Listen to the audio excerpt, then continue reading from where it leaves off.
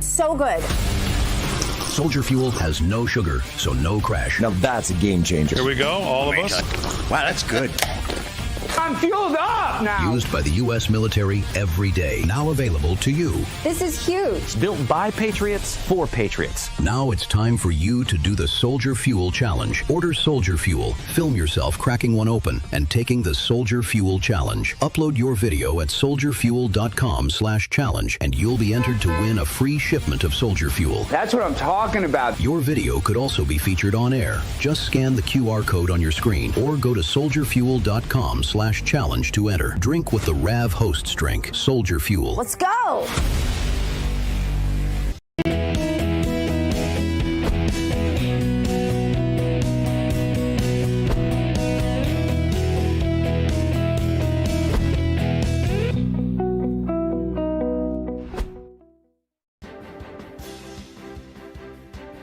All right, just ahead on American Sunrise, an explosive reported call between President Trump and Benjamin Netanyahu over the war in Lebanon.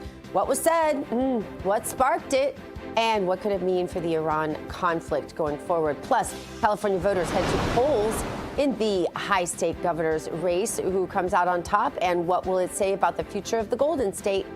Also later, the fight isn't just with Democrats anymore. President Trump turning his fire on conservative critics who are challenging his approach to Iran. Who's feeling that heat, and what will it mean for MAGA? We have those stories, so much more as American Sunrise starts right now. Good morning, America. Welcome to American Sunrise.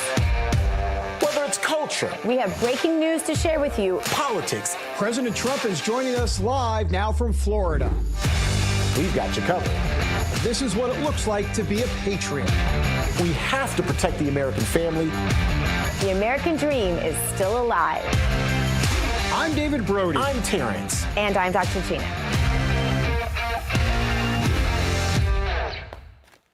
Good morning, everybody. I'm Dr. G. We are live with you from the Palm Beaches. Let's bring in David Brody. He's in Washington, D.C. Bo Davidson, he's in Fort Lauderdale.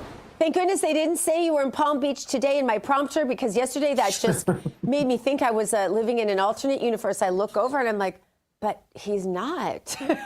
Not only that, Gina, they had my background set in Minneapolis. Like I told David before we came on, I was absolutely not in Minneapolis, for anyone that wondered. I love the story you told us. If you're willing to share with our audience, I should have asked you before we came on air, about your mama bear who watched the show yesterday morning and you hosting, and she had a couple things to say. She did. She's, let's call it constructive criticism, shall we call it that? Gina, you said you're supposed to keep your children humble. So this earpiece that I have, and I've got this little flick of hair, it kept coming out like this. And so it looked like I had a growth coming out of my neck, which nobody decided to tell me about other than Mama Bear in Memphis. And the second thing was, she said, you know, Bo, you looked a little bit blistered on your nose like Rudolph the Red-Nosed Reindeer. You might want to get some makeup on that nose. So I have tried my best. For the audience, the viewing audience, if it's one person, if it's my own mother, I hope I've corrected these issues today. And then, David, you told a follow-up.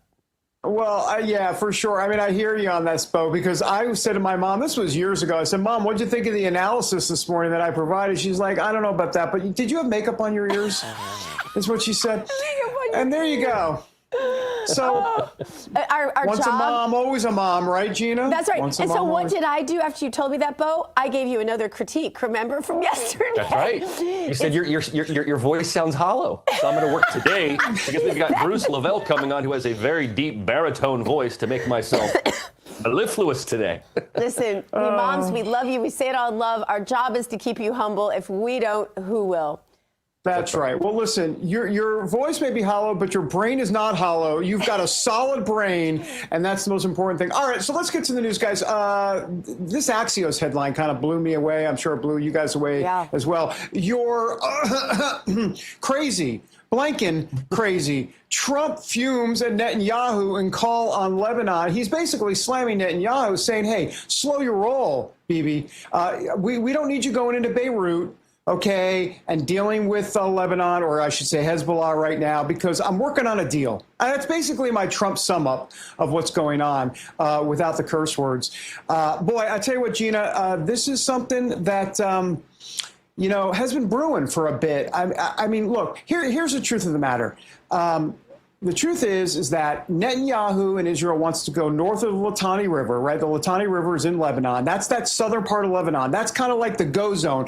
Go ahead and knock yourself out there because that's where Hezbollah is. But Israel wants to go north of the Litani River into Beirut because that's where Hezbollah gets a lot of their weapons and machinery from Syria coming down from the north to the south. That's really what's happening here. But boy, I tell you what, tensions are high this morning for sure. Well, I mean, President Trump is looking down the barrel of the midterms for sure, and seeing what's going to transpire, especially, Netanyahu is not a popular person in America among America First patriots. This whole war thing is going to play. The amount of money we're putting into it is going to play. And there's a whisper campaign that is not being reported anywhere, including on this show. I'm not going to talk about gossip, but there is a whisper campaign among MAGA conservatives that is I would say the most prolific whisper campaign I've ever heard in terms of criticism over this war, over Israel, and all the rest of it. And so, I understand that, if you're putting this kind of money into something, you should have a say. People shouldn't just go off. Netanyahu, no matter how big his ego is, he should not just go off and make decisions like this that could really impact the things we're doing in the war and the negotiations, also in our own country, Bo. So I totally get. By the way, you've got a little hair out of place. Come on now, you're gonna make me self-conscious. Well, I was looking at this. I was thinking about this morning, kind of like a football analogy, because I love football. It'd be like David, and I know we got Bruce Lavelle coming on. He could probably speak to this as an athlete. It'd be like you telling your offensive coordinator, telling your team, everybody's going to do a go route, and you got one receiver that decides to run a curl into the other end zone.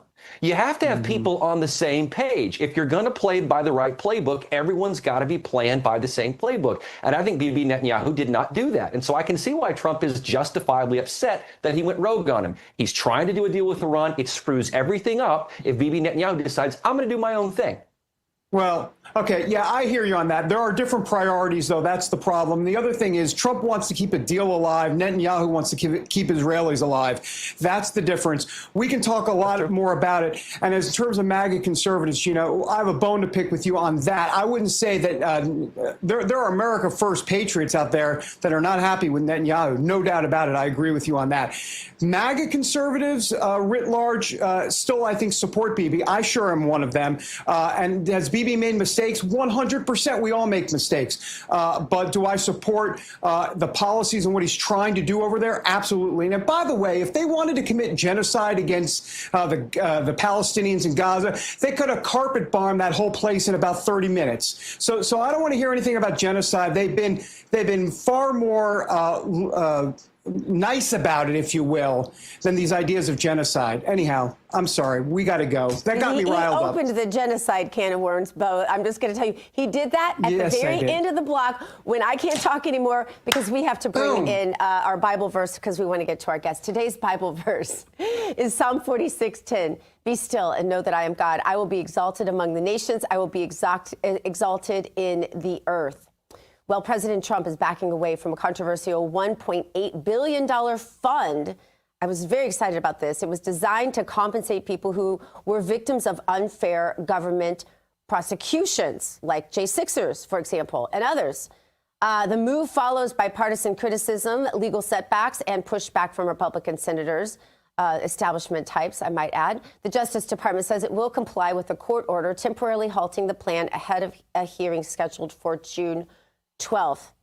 Let's bring in longtime advisor to President Trump, Bruce Lavelle. Bruce, here's the thing.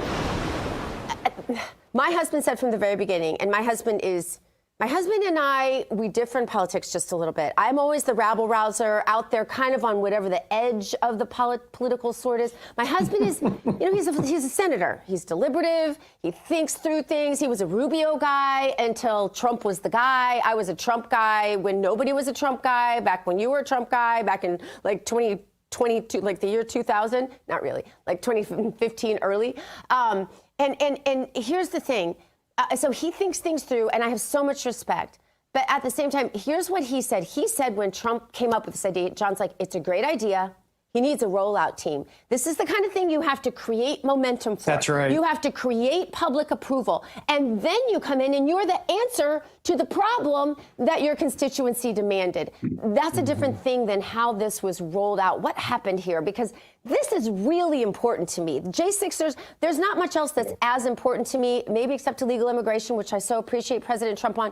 But this is a big issue because I don't want my children to ever be the victims of the kinds of persecutions you and I and everyone in this audience have endured in our lifetime because of what the left has done. Yeah, good morning. A lot to unpack. Good morning. Well, I think what it is, it's kind of like here in Atlanta, obviously what we dealt with Fani Willis, and you saw what happened eventually with that case. And ladies and gentlemen, there's millions and millions of dollars that's going to come back on restitution for David Schaefer, Ray Smith, many others who were illegally charged and demonized and stripped of their money, and they had to go lawyer up and mortgage their houses. Greg Dozell lost a building. The list goes on and on. And you saw essentially what happened with that. So watch this, guys. I know where you're going with this. I know, there's always ways you can roll out things. I get that. But I think this is a proactive solution that the president saw, that he's like, look, I know you guys were dealt with unjustly. We can talk about J6 with all the FBI agents roaming around. It was a whole big debacle, but many people were hurt financially. People were charged and had to lawyer up, and the federal government, which was the taxpayers' money, weaponized that to use against these citizens. So I don't think it's over yet. I know the Virginia judge ruled against it. I say, let's go back and retool this, to your point, Dr. Gina. And yes, there are ways to bring this out and communicate it in a gradual progression. However, there are just so many American citizens that were injured, and he's just trying to find a proactive solution to compensate these folks. And I can tell you right now, I can name 9 of them here in Georgia alone that lost homes, lost their 401ks, lost their savings, that are in major debt to law firms that they have to pay back, where they had to go lawyer up based on Fani Willis. So thank God they're in the process of the restitution process here. And I hope that other people who are watching this, and people who their family members who are unjustly, victimized through this justice system, that there's ways that they can be financially compensated. I still believe in the courts. I still believe that people are going to find, another thing too, real quick, I'm sorry for long-winded on this. There's a lot of this I want to unpack, is that, there are various groups and organizations that have started funding, PACs, if you might say, that come out and want to represent, to go back and get compensation for these folks who were victimized with this Biden administration. So I say stay tuned. It's just one ruling from a Virginia judge. I think this is a gradual progression of how we can work this through to find compensation for our folks that were injured horribly. Bruce, we obviously got some limited time here, but I want to get to California, the big primary today, the governor's race. You got Steyer and Hilton, Steve Hilton in California. They're kind of vying for that number 2 spot. It looks like Becerra is going to probably come in first. It's that jungle primary. How do you see it going down? Are we going to get a Republican to take on a Democrat in the fall, or do you think it's going to be 2 Democrats? What do you think? I'm praying it'll be a Republican. You would think California have many family members that lived there for years, San Jose, San Diego, San Francisco, for that matter. And, you would think what's been going on for many years and what's happening and the failed policies and Democrats in the California state, you would think that hopefully we could get one. You saw how Larry Elder, he made a showing, guys, if you remember. Yes. And I was kind of hoping he would have got back in. But, I think at the end of the day, we're doing better in that blue state. I commend Steve Hilton. He's made a lot of traction. And look, he's a guy that became a citizen from England to run here. It's like, hey, where are the American brothers at? So I commend Steve Hilton for his effort getting out there and really making a headways to bring some common sense policies, which California desperately needs. So I'm going to remain optimistic and hopefully, to your answer, praying that we do have a Republican nominee. Yeah, we can definitely pray against corruption in the voting system, because I don't think California has done a lot to fix that, unfortunately. But the Patriots there, I love them so much. I lived there, as you know.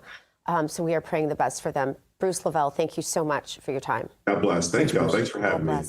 Right, coming up, we're going to check out the hottest headlines from the RAV newsroom with Bo Davidson.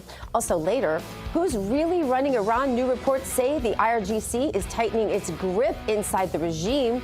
So what's really happening in Tehran, and what will that mean for America? Expert analysis just ahead on American Sunrise.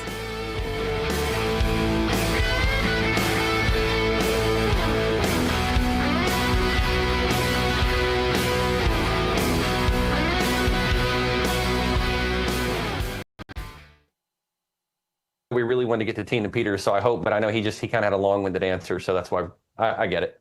Well, no, I went long. We all went long at the beginning. It was just, that was bad timing. Sorry about that, Bo. If there's another guest that we have where we can sneak Tina in, oh, for David, sure. I think it's a good idea. You can put whatever question you want in any block. Can you swap a headline out for Tina Peters? I mean, I don't know, just right now in the B block? I mean, I don't know. It's already written, right? Or no?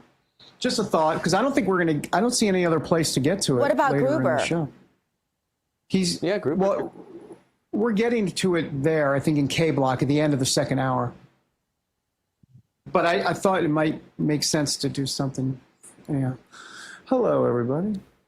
Bo, I am sorry. I feel like that was my fault. I was. Don't be sorry. And then I brought up genocide. We could go I'm 20 minutes sorry. with him. Don't be sorry. It's really no big deal. I'm sorry about genocide. How's that? I'm sorry about that. What in the heck was that, David Brody? I know. Well, you know what? And, I got a little ticked. With 2 seconds left, genocide. Like, wait, what? Yeah. Hey, Tracy, can you hear me? It's Bo. Gotcha. Okay, perfect. I love you anyway, David Brody. What's that? I love you anyway, David Brody. Okay.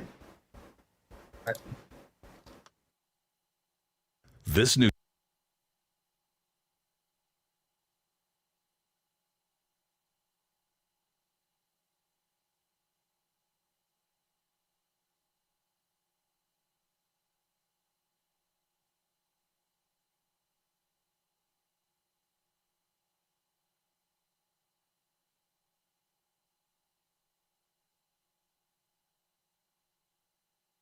This news break is brought to you by AMAC, Association of Mature American Citizens.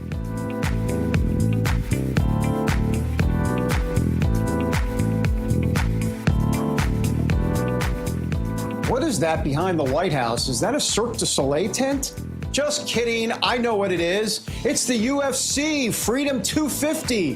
That event coming up in June. They're going to do some UFC fighting at the White House. Just what we need, more fighting. Just kidding. Anyhow, welcome back, everybody, to American Sunrise. By the way, on a separate note, I'll be going to a swanky UFC party a couple of days before that in Washington because I am a mover and a shaker. First, though, Bo Davidson, another mover and a shaker, down in Fort Lauderdale with the latest headlines from the Real America's Voice newsroom, sponsored by AMAC. The Association of Mature American Citizens is the conservative voice for Americans 50 and older. AMAC is fighting for the values that you hold dear. Join today. Together, we can write the course of All right, America. David, I will do my best to move and shake with these headlines. There are new developments in the case against the man accused of killing Turning Point USA founder Charlie Kirk. A Utah judge has denied Tyler Robinson's request to close parts of a high-profile July preliminary hearing to the public. The judge also set a June 12th hearing on defense claims that prosecutors violated a pretrial publicity order. The July 6th through 10th hearing is expected to feature the most significant presentation of evidence in the case so far. Reporters and the public will be allowed to attend, though access to some exhibits may be limited. Robinson is charged with aggravated murder in the September 2025 shooting. Prosecutors intend to seek the death penalty if he is convicted. Meanwhile, the Trump administration is moving to boost American drone production as the Pentagon pushes to expand its unmanned warfare capabilities. According to some reports, defense officials are in talks with U.S. drone companies about potential debt or equity funding to help scale up manufacturing and lower costs. The effort is tied to the Pentagon's Drone Dominance Initiative, a roughly $1 billion program aimed at rapidly building a large arsenal of low-cost attack drones. Defense officials say the U.S. must strengthen its domestic drone industrial base and get more affordable drones into the hands of American forces. Now, no final agreements have been announced, but the talks signal a major new push to expand America's drone manufacturing capacity. And finally, Tina Peters is now a free woman and spoke to War Room host Steve Bannon right after being released. Watch this. After 606 days in prison, it's been quite the ordeal, but I really want to thank God for his faithfulness and getting me through it. And, it's been, I think probably for me, Steve, to impress upon every person out there how hard it is to lose your liberty, how easy it is to lose your liberty, but how hard it is to endure it. And, and I'm so grateful to the supporters out there that have stood with me. My close circle, Marcy, my best friend, who I called every day. After they kept putting me in the hole, she made me promise to call her in the morning and at night every day. So people that wanted to get me a message could always reach her. Colorado Governor Jared Polis commuted her sentence.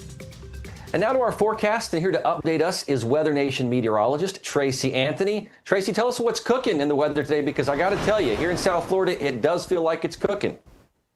It is hot, humid. It's that tropical-like air. And, Bo, I know you spent some time in Denver as well, but this is what Denver looked like yesterday. Can you imagine driving on I-25? The traffic is already bad enough, and they're talking about flooded roadways and hail.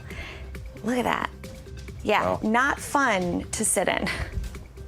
No, yeah, hail is bad. I lived in Denver for about a year or so, and I remember it's a real thing. I mean, the weather in Denver can change lickety-split, so thank you for that forecast, Tracy. Yeah. We will see you in the next hour, of course, with our lucky hometown forecast selections. Of course, and don't forget to download the Weather Nation app, and we'll have more details next hour. Thank you, Tracy. We'll see you then. And up next, a reported showdown between President Trump and Prime Minister Bibi Netanyahu over Israeli operations in Lebanon. What Trump reportedly said in a private call, why the tensions are erupting now, and how it could affect the broader standoff with Iran. We discuss when American Sunrise continues in 2 minutes.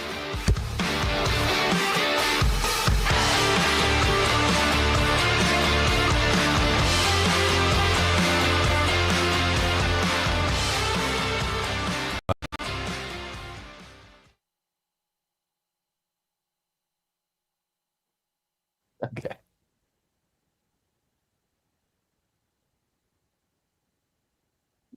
Ah.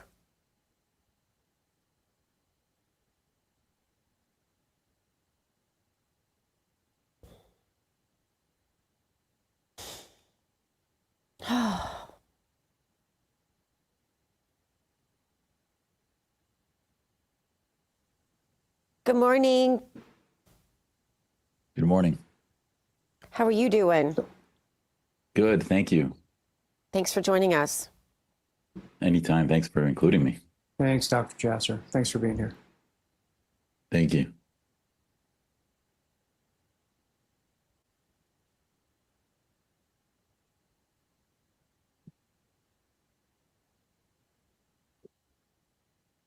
One, 2, 3, 4, 5, 6, 7, 8, 9, 10.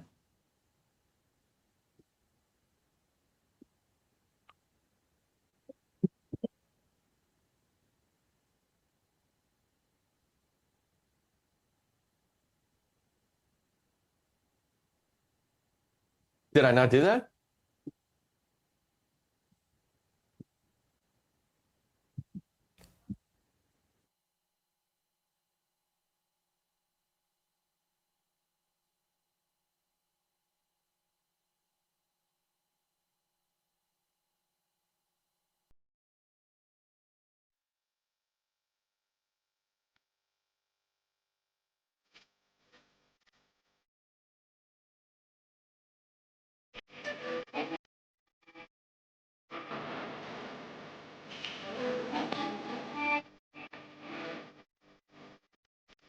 Mystic, Connecticut, here on a Tuesday. It is Tuesday, I believe, Tuesday in June 2nd, 2026. Welcome back, everybody, to American Sunrise. All right, President Trump reportedly unloaded on Israeli Prime Minister Benjamin Netanyahu during a heated phone call over Israel's military actions in Lebanon.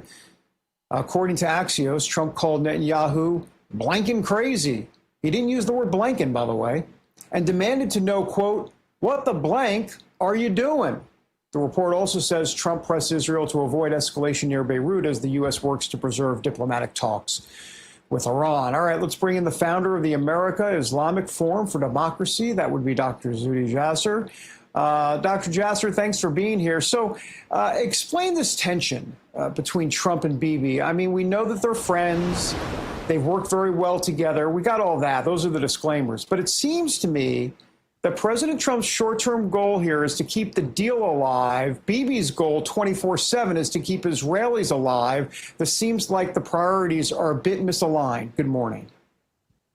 Yeah, I think you laid it out well, but I don't think they're misaligned. I think there's a little disagreement over tactics, over timing, and there's no doubt you cannot fault Prime Minister Netanyahu. He's had 2,500 missiles launched right across from his border. Imagine if that's right. We were fighting this war with Iran and we had missiles coming in 2,500 since February from Mexico into our domestic territory. So the context is a bit different, but the timing, you know, there's no doubt that some of this is performative, I think. Axios had some leaks, and, you know, this leak might just give President Trump a little bit of leverage, saying that, you know, listen, there's something happening over there.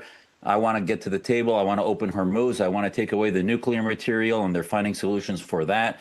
But at the end of the day, I think we have the same goals, which is to defang Iran, which is to, we have made more progress in the past 3 months than in the last 47 years of administrations kicking this down the road. So at the end of the day, there might be a little bit of strategic difference, and it's just really over timing, not necessarily tactics.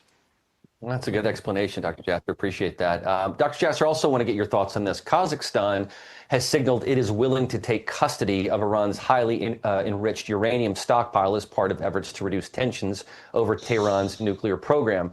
Now, according to reports citing IAEA Chief Rafael Grossi, the proposal was discussed with Kazakh officials. Supporters say the move could help advance the future nuclear deal, while questions remain over how any agreement would be enforced. Is this a suitable option, Dr. Jasser, and what's the significance of Kazakhstan in this situation? You know, I have to tell you, this is why we have, I think, one of the best teams guiding where we're headed in the Middle East right now that we've had in over half a century. Because I hadn't really thought about that. And the Kazakhs gave up the world's fourth largest nuclear arsenal after the Soviet collapse. They're not necessarily, obviously, they're not in NATO. They're not, but they're not also an Iranian ally. And it might be the safest place outside of Iran to transition that nuclear material, that dust, and to make sure that it's not in Iranian hands, and it's also not going to be used in the future with them. And the IAEA has in the past had a good relationship with the Kazakhs, so it might actually be a good option. I think this came from some of the brilliance of not only the President Trump himself, but Secretary Rubio. So we'll see. That might really serve a viable middle country to solve one of the biggest problems that we went to solve beginning this conflict in February. Dr. Jasser, to the best you can explain to us, who is really calling the shots in Iran? I mean, we're seeing reports that the IRGC is expanding its influence inside the regime. But what's your read on who's actually in charge, who's actually calling the shots? Because it's very convenient if there's no head to the octopus, right? If you can switch that up all the time, then one person makes a deal with the said president of the United States, and then, you know, oh, well, that wasn't the person in charge, so they didn't get to make the deal, right? So you can just change it up all the time. It seems to be a tactic almost at this point. Yeah, I think we can sort of look at the Syrian example in which the Assad regime was losing much of its leadership over 14 years of a revolution. And now we're realizing that Iran, as much as it is a theocracy and the clerics and the malocracy was running it, they've been delayered. The top layers were destroyed and decimated and gone. And really, it's a military a regime in which the IRGC, as much as they chant death to America and all about death cult, it's really just a military autocratic dictatorship of the IRGC. And that's really the reason. The fact that they opened up the internet a few days ago tells you that their biggest problem, that the Iranian people remain the strategic center of gravity, not the regime itself, that there's very little power remaining. If they're paying their soldiers and their generals, that's the only way they're maintaining power. They opened the internet because they were losing their revenue. And once they can't pay their generals, they're going to fall apart. And right now we see people already returning to the street, and there's really no one necessarily calling the shots other than the besiege that we already decimated and part of the military operations that we had in those 90 days. And I think ultimately it's very, very weakened regime. So just to explain the besiege to folks, why don't you lay that out and explain about how these are, if not our IRGC, but there's many others that are embedded in the communities that kind of keep the communities at bay, if you will, around Iran. And so explain that, because you just mentioned that the folks of Iran are starting to come out into the streets. I mean, internet's been an issue there. I know they're trying to restore that. So, or I say there's efforts, not by the Iranian regime for sure, to restore it. So help us through when we might start to see a potential move for regime change, because I don't think we haven't seen it yet, but there's a reason for that, obviously. Thank you so much for addressing this, because this is the key of why the timing was so important when in January, when the opening happened. The revolution had been a sonic boom of revolutions that began in 2009, ignored by Obama, went to 17, went to 21, the life, liberty, and women's movement, and then in 24 began to have more of the people's movements, the anti-clerical movements, and then January 26 with 40,000 killed in the streets in 2 weeks. And now that opening provided an opportunity in which we could do an over-the-horizon strategy in Iran, and then the streets themselves wouldn't need our troops because the people would fill that gap. They went off the streets as the regime buckled down. The regime, out of 90 million people, is about 5 to 10 million. 10 million can buckle down a society. As we know, most military regimes in history, you need 10% of the population. They have that. But as we saw in the Arab awakening, you get over 20% of the population in the streets and the economy is paralyzed. That's what's happening in Iran. We've given them the cover to do that, so that now when we finish operations and defang their military, their navy, and their army, the besiege are in every neighborhood. They are the mafia of the IRGC, where they buckle down businesses, etc. When the internet shut down, those businesses that they controlled, like the mafia does, weren't able to produce revenue anymore. So they turn on the internet, but that'll also turn back on the revolution. So in the next 2, 3, 6 months, it'll get back to the streets, and this regime is not long-lived. And President Trump did something amazing, which was a few weeks ago. He went to China, and Xi promised, at least we heard, that he's not going to provide any more military weapons into Iran, and also decrease or even stop buying oil from them, which is another thing that's significant, as we also shut down the Straits of Hormuz, which was a huge area of revenue for the Iranians, not just obviously the West. So there's a lot of aspects there where the regime is weakened economically, and also internally, their stranglehold on the people. They no longer have fear. And that's the main answer to your question. When the people don't have fear about their regime, they will ultimately win this war internally, domestically, as a civil war in the next 6 to 12 months max. Well, we hope that is the case. Dr. Zuhdi Jasser, thanks for being here. Appreciate it. Anytime. Thank you. All right, coming up, mental health disorders, now the leading driver of disability worldwide. Why are so many people struggling? And what's being done about it? The numbers you need to know. Next on American Sunrise.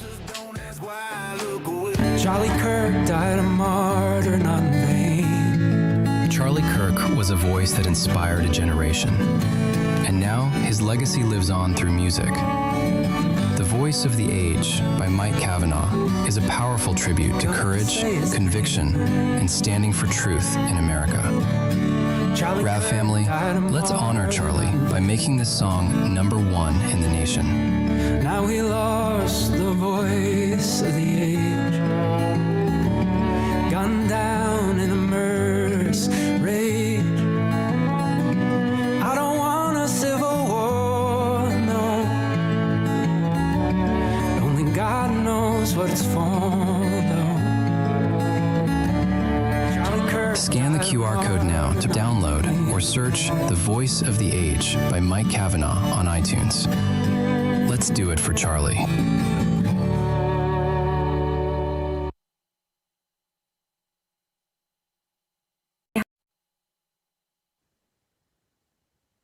Dr. McCullough, how you doing? Good. How about you? I'm doing all right. Doing all right.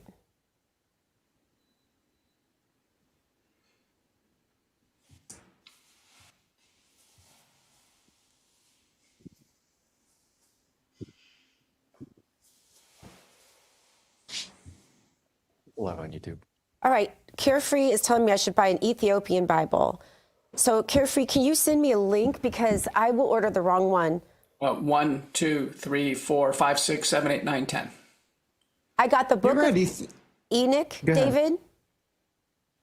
What about it? I bought it, and the Jubilee, and the 1599 Geneva Bible, and I'm really trying to just get it all in there in my brain somehow, in this little brain.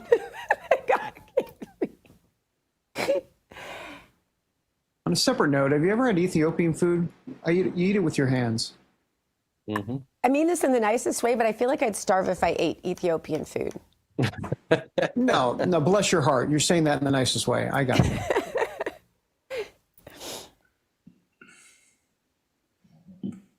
David, I think that point you made about Gaza was the best point I've ever heard made about Gaza. Really? Here's the key question. What did I say? What the heck did I say? I don't remember. Okay, text me about it.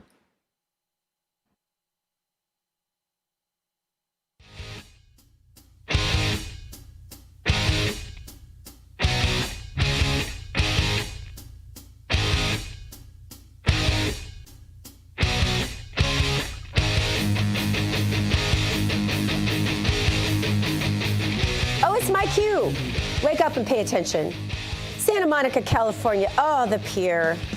I've spent so many hours there with my children. Today, I think you're risking your life if you go there, but I did spend a lot of hours there with my children. They loved the pier. That's where they always wanted to go when we were in LA, when we lived there. Well, not there, in San Diego. Welcome back to American Sunrise. I'm Dr. G.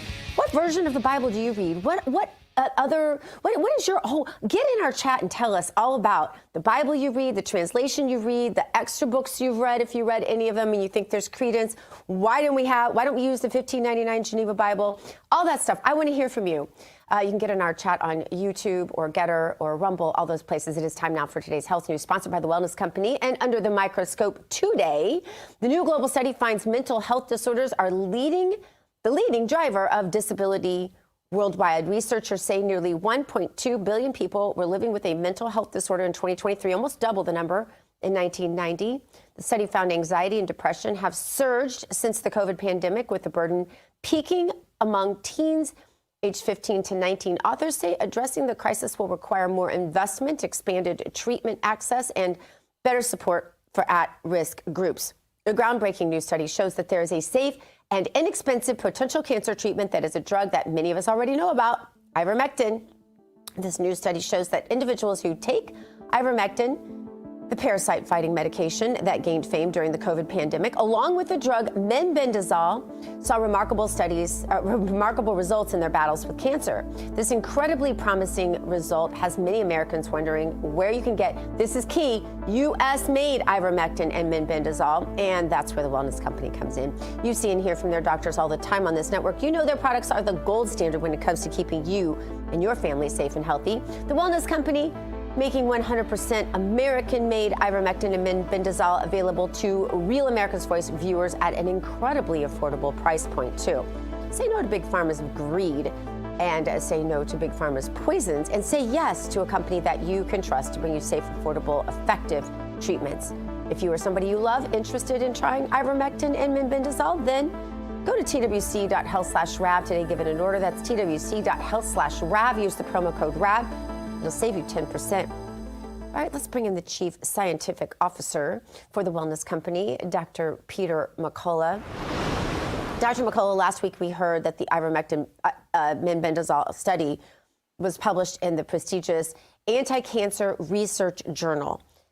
Explain to our viewers why this peer-reviewed publication is such an important, really landmark in cancer research. Yeah, this really is a stunning development. Anti-cancer research, a fully peer-reviewed journal, now has put on display, really for the oncology world, the work of the wellness company, where we asked patients who had cancer, who were using off-label ivermectin benbendazole combination, one tablet a day, some used one twice a day. We characterized the use, where people were at baseline with their cancers, and then at follow-up, and we were stunned to find 84% had a clinical benefit. Either the cancer stayed the same or regressed. There was acceptable side effects. About 25% of people do have some side effects, largely GI. Over 90% stayed on the medication. So it's a real-world patient-reported outcome study, but it's strongly positive across a broad array of cancers. Yeah, and this study was a human observational study. Tell us what that means. Well, what that means is we simply are observing people as they take the medication and then reporting what they tell us objectively. The next steps now would be to do a deep dive and review all scans and other forms of medical data in laboratories. And then after that, and we're really pushing the National Cancer Institute to just go ahead and do a large prospective double-blind randomized placebo-controlled trial. I mean, this available combination of generic medications that are safe should be tested in government-sponsored trials. What are they waiting for? You really have to wonder. You really have to wonder because, you go to all these cancer events. We know so many people who donate to cancer societies, cancer this, cancer that, all the money put into it. And then here's this little ivermectin benbendazole thing that kind of comes out of an old study. Actually, this is actually not new information. It's just information that was covered up by Big Pharma for many, many years, cost untold amounts of lives, right? So now we have this human observational study that, if we can do this, will make it more likely to reflect what real world application of antiparasitics like ivermectin. Why is cancer, why does it respond to antiparasitics? This is interesting science. Right. So one point of clarification, this was the very first study of using them in combination. Separately, ivermectin and benbendazole had some preclinical and clinical data, but never a combination. Remember, in cancer, it's always about combinations. These drugs work by different mechanisms and together reduce proliferation of cancer cells, drop the blood supply to tumors, and then actually accelerate apoptosis, or kind of the cleanup of the cancer and letting the body clear it away. So this is in many ways a breakthrough. The combination should be, I think, aggressively pursued by cancer centers. Cancer centers are incented to go for high-cost chemotherapy through what's called the book and bill system. They don't have any incentives to use available generics, so people are getting this on their own from the wellness company and using it adjunctively with their traditional cancer treatment. Yeah, the cancer industry makes how much money every year, Dr. McCullough? It is billions of dollars. You see the medications advertised on TV, which is very expensive. And here we have something that's available that we carefully, encourage patients to review with their oncologists. Many oncologists now accepting of this. This is perfect for Robert F. Kennedy and Dr. Jay Bhattacharya to take into government clinical trials. We've sent the results to them, and boy, we want to see action. We sure do. Dr. Peter McCullough, thank you so much. Thank you. All right, coming up, President Trump's taking his own on his own side, I guess you could say. After conservative critics have hammered his Iran policy, Trump hit back, and he hit back hard. Who made that list, and what does it say about the future of MAGA? That's next on American Sunrise.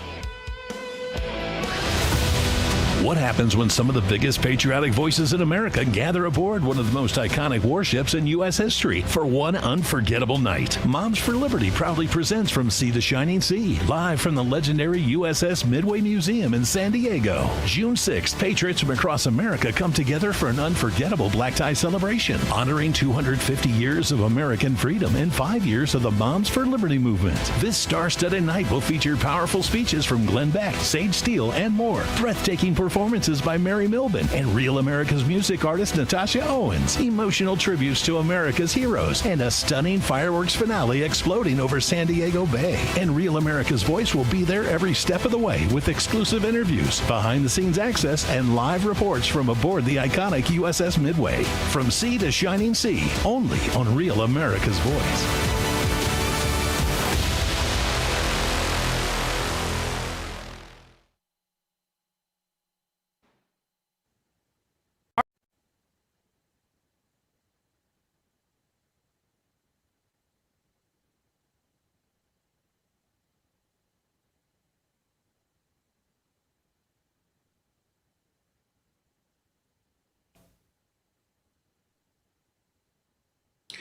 Hello, everybody. We're back.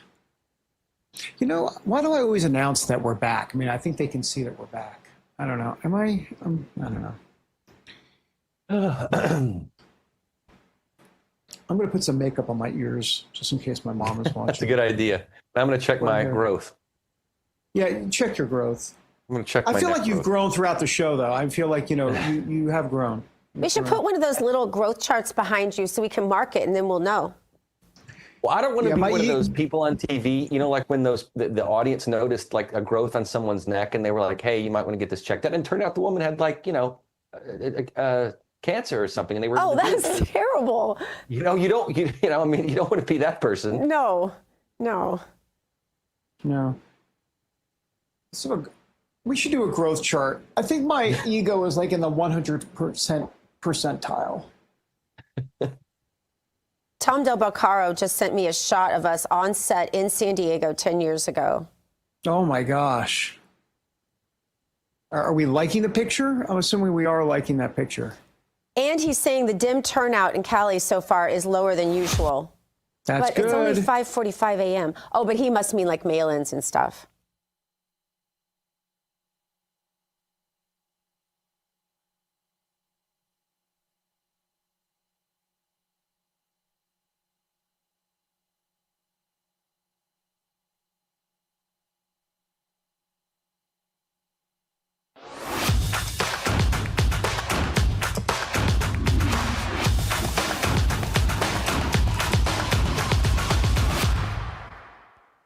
Welcome back to American Sunrise. It is time to stay awake, not woke. And today we are discussing divisions inside MAGA. President Trump is pushing back against critics inside the MAGA movement. In a Truth Social post, Trump blasted Tucker Carlson and other conservative figures who have questioned his approach to Iran, while also taking aim at former Congresswoman Marjorie Taylor Greene. The image also features Candace Owens, Colorado Representative Lauren Boebert, and Kentucky Senator Rand Paul. Trump called some of the critics losers and insisted they do not represent the MAGA agenda. The exchange highlights growing divisions among some of the president's former allies. Let's now bring in Dr. Gina and David for more. David, I hear a lot, or I've heard in the past, don't talk about these divisions and fissures within the Republican movement or within MAGA, because it just gives those people credence. People like Tucker, Candace, just gives them click. It's clickbait. Clearly, the president thinks differently. He's taking this head on. What are your thoughts? Should we talk about it? Oh, 100%. And we should talk about it ad nauseum. And here's why. Because we're conservative. And we believe in free speech. And we believe in First Amendment rights. And we believe in a town square and a town hall. And to voice your opinion. The minute we start to say, shut up, don't say anything, we don't want to talk about that, then we become them. And that's a problem. So 100%, I think we should do that. Having said that, look, can we just be honest with President Trump? Loyalty is extremely important to him. And if you're not loyal to the cause, but it's not just the cause, right? It's really to him, then you're going to get blasted. And all those people in the car that we just saw, were not loyal to some of the things that he wanted to get done. And the way he saw this is that they were distractions to the larger goal. And I get that argument. I do. But, you know, I just think, like, you can't make the argument that MTG is not conservative. She is. I mean, she's not maybe a conservative to some folks' liking. But just because Trump says MTG is a loser doesn't make her a loser. Just that simple. And I think we need to be very careful in the MAGA movement to start just saying, okay, Lauren Boebert, you're gone. I mean, Lauren Boebert has done so much good out there. MTG has too. And Massey, I'm a little bit off the reservation on. But the point is that even these folks do have some conservative bona fides. Some of them are libertarian, like Massey. But to be able to just kind of discount them like Trump does, I don't think is the right thing. And on the flip side of that, Gina, I'd say this, that the minute Trump will also forgive them in a heartbeat and bring them back in, too. Wow. This is just a very stressful topic for me, because I feel like I've been involved since the Tea Party, fighting for exactly to happen. This is absolutely not happening for me grammatically right now, but for this not to happen.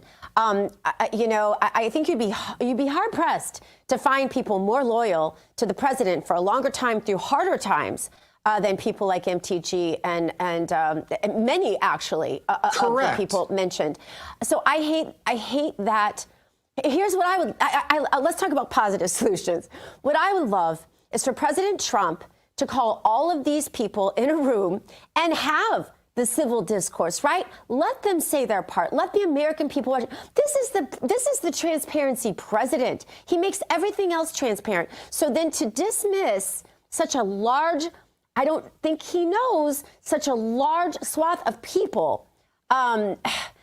It's just, I don't know how that's going to work in the midterms. I really don't. I'm very worried people will get cynical. They will stay home. And that's the worst thing that can happen.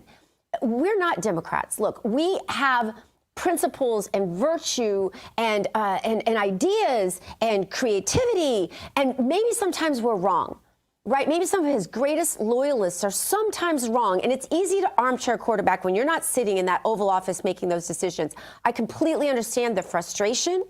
At the same time, I think the best approach would be to bring everybody in the room together. Forgiveness is one of President Trump's best qualities. And there are people who have been a lot less loyal sitting around him than sitting in that car that he's calling losers right now. So that's why I would love to see him bring these groups together before the midterms. And we don't have to agree on everything. We're not going to agree on everything, but let's figure out what we do agree on. And let's put those at the top of the platform going into 2028 and into the midterms. And can I just put one last point on this, Bo, which is simply this. There's a lot of folks I'd put in that car. I wouldn't put those people in the car as losers. Totally You want agree. to put losers in. You want to put losers in the car. Hey, let's start on the left side of the ledger and keep going leftward. Thank you. So That's it. Yeah. And it's more, President Trump needs to understand that, and we need to say it and call him out on that. Because we love him. Sorry. Because we love him, and we want him to succeed. That's what a friend does. And many of That's us right. are very invested with a lifetime of investment in this president, who we love and count as a friend. David, you've interviewed him 150,000 times or something like that. So this is spoken out of love and concern only. It just seems like he has 100%. such a short fuse that if you piss him off, he goes off on you, and then, like, that's it. But, David, to your point, if you look at Elon Musk, he's kind of come back in the fold. There is hope for some people to kind of patch things up. So I agree with you guys. I think that conversation needs to happen. Will it happen? I don't know. He's just got such a short fuse. So, we're doing a live TV intervention right now. We're doing a live TV intervention. kind of how it feels. That's right. Well, But great it is discussion. out of We want to know love. what you guys think on Gatter. It's out of love. Make sure to let your voice heard. Well, coming up, a new battle over faith in healthcare. What HHS is doing now and why critics are already sounding off. Next on American Sunrise.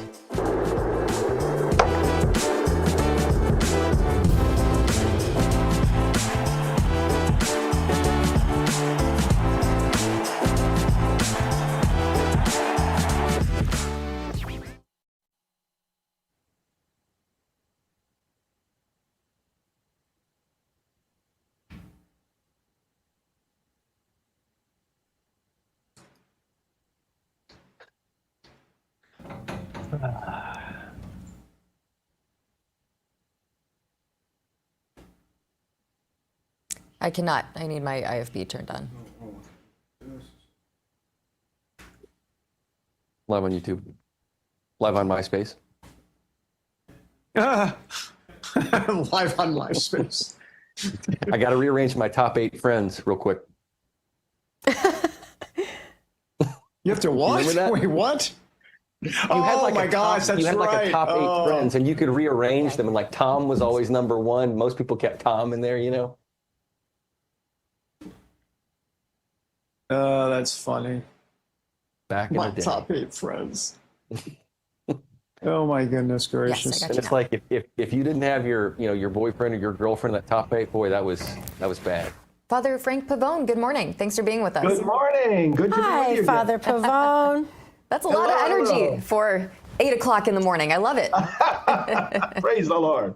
By the way, on that last segment, I hope Trump doesn't put us in that car if he sees that.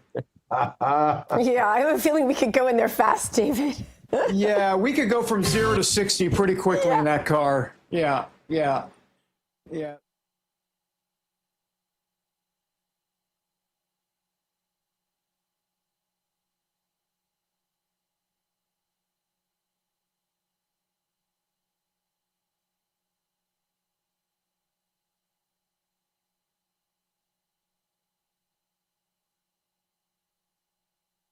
God bless the USA. In the beginning, God created the heaven and the earth. All right, welcome back to American Sunrise. It's time now for our Moments of Faith, brought to us by Lee Greenwood and the God Bless the USA Bible. In focus today, the Department of Health and Human Services is reviving a division dedicated to religious liberty and conscious rights in healthcare. The Conscious and Religious Freedom Division was created during President Trump's first term, but was dissolved under the Biden administration in 2023. HHS says the restored office will help enforce federal protections for healthcare workers and organizations with religious or moral objections. Critics argue the policy could allow some providers to deny certain types of care. Let's now bring in the Director of Priests for Life, Father Frank Pavone. Father, always great to have you on the show. Thanks for being with us this morning. What do you make of this? Do you have any concerns about this? I'm delighted about this. I've been waiting for this to happen. I knew it was going to happen because we were very involved in the first Trump administration with that division of conscience and civil rights, because a lot of those cases that came out had to do with pro-life. For example, there was a nurse up in Vermont who had made her objections to abortion known to the federally funded medical facility she worked for, and still they've tried to force her to participate in an abortion. So the Trump administration, after having established this division for conscience and religious freedom, received her complaint, looked into it, and then told that medical facility, you either respect this woman's conscience or you're losing your federal funding. He did the same thing with the state of California at that time, that was forcing taxpayers to pay for abortion through their health insurance. And this is contradicting already existing federal law. That's the point. This is about enforcement and respect for people's freedom. So again, you think about contrasts, okay, between the Republican and Democrat administrations. The Biden administration dissolved that division, just threw that case out the window with the Virginia nurse and everybody else who was complaining. Now, under Obama, again, to look at the contrasts, under Obama, hardly any complaints were brought to the HHS Office of Civil Rights about violations of conscience or religious freedom. Hardly any at all. That doesn't mean they weren't happening. That means that citizens didn't feel like the government was listening to them. Once President Trump established this division the first time around, thousands of complaints began to flood in. Wow. As soon as the American people knew he was listening and that he meant business to protect their conscience, they came forward. So now we're going to see that same thing happen again. I am so glad that this division has been reestablished. I knew it would be. And now we're going to see people feeling like, hey, I'm being listened to. Federal law is being respected. My conscience is being respected. Father, you said it best. It really feels like religious freedom is being restored. Thank you so much for joining us this morning. We so appreciate you. We'll be back with the second hour of American Sunrise in just 2 minutes. Make sure to stick around.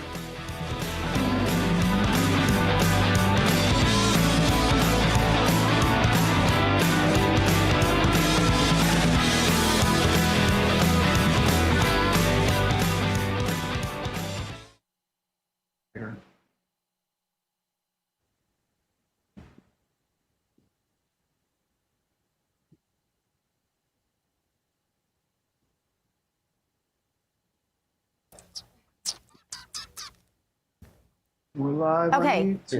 So we've had the pizza debate, and I don't want to talk about that, David Brody. Tracy spoke. Can you hear me? But what is the best ice cream in the country? Come on, chatters. Tracy, can you hear me? It's Bo. Oh, yeah, I gotcha. Bo. Okay, perfect. Sorry. Well, I'm a big old school guy. I mean, I like soft serve ice cream, so that you're not talking about soft serve, probably. No, David, that's geriatric. Carvel ice cream. I love Carvel.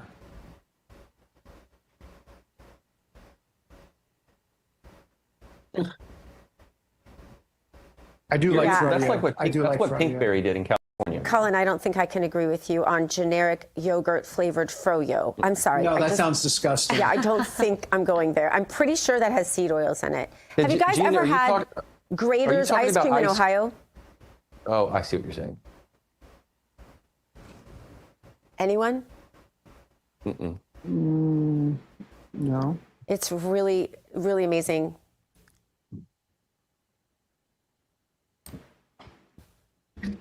Ryan, we're talking about ice cream. Who cares about traffic of the show? You're interrupting. Sorry, go ahead. Yeah. What are you doing? Cookie dough, what? The what ice cream? Not the flavor, but the actual brand. Grater's in Ohio, I'm telling you. I knew that's what I was saying. Pinkberry. Pinkberry Froyo? Pinkberry is very good. What is Froyo, Colin? Yeah, it's good. What's Froyo? That's not ice cream. No, it's not ice cream. No, it's not. No. Go to Pinkberry. They've got to have one in West Palm. I don't think they do. I literally just don't even eat ice cream here. I eat it in Missouri at Central Dairy, and I eat it in Ohio at Grater's, which is, by the way... You eat ice cream geographically? Kilwins is fantastic. Kilwins is great. I like Kilwins. What's the best flavor at Kilwins, or whatever it's called? Oh, man, that's tough.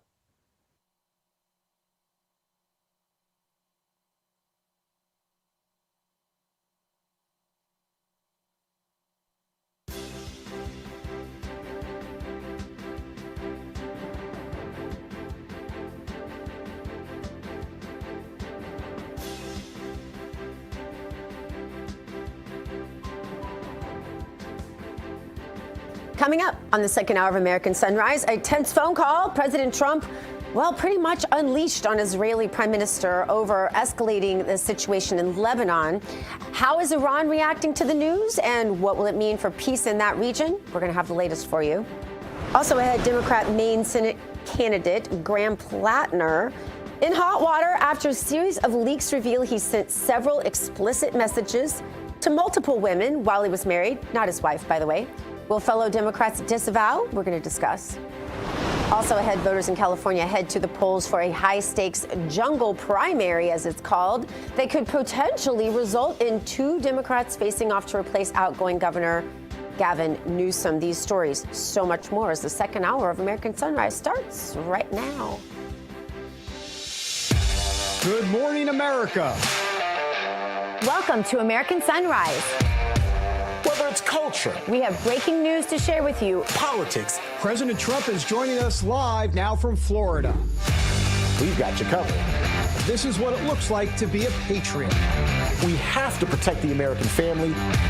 The American dream is still alive.